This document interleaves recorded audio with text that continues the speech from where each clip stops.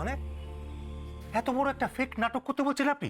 Sir, এছাড়া আর কোনো উপায় নেই খুনিকে ধরার। আপনি কি বলছেন আপনি বুঝতে পারছেন? যদি এই ঘটনাটা ঘটানো হয় তাহলে কত বড় রিস্ক নেওয়া হবে, আর পাবলিককে তো জবাব দিয়ে আমাদের করতে হয়। যদি ভুল লোককে ধরা খেসারত দিতে হয়। স্যার, একটা মাত্র দিনের তো ব্যাপার। যদি লোকটা আদৌ খোঁজ করতে না আসে?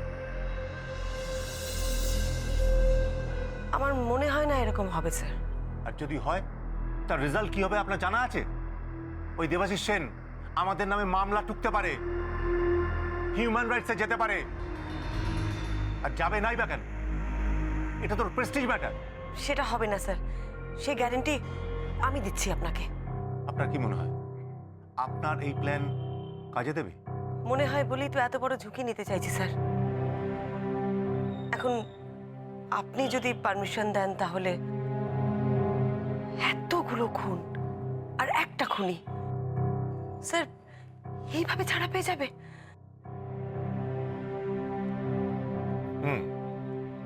ঠিক আছে, আপনার কথা মতো আমি ওয়ারেন্টের ব্যবস্থা করে দেবো, কিন্তু তারপর যদি আপনার প্ল্যানটা কাজে না লাগে। আমার প্ল্যান কাজে লাগবে স্যার। সত্যি আপনার কনফিডেন্স দেখে আমি অবাক হয়ে যাচ্ছি।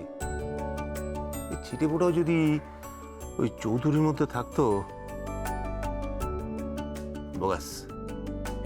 স্যার, আপনি তাহলে ওয়ারেন্টের ব্যবস্থাটা করে দিচ্ছেন তো? করে দিচ্ছি। Thank you sir. আমি তাহলে উঠি, আমার 10 মিনিট মনে হয় হয়ে গেছে। নমস্কার।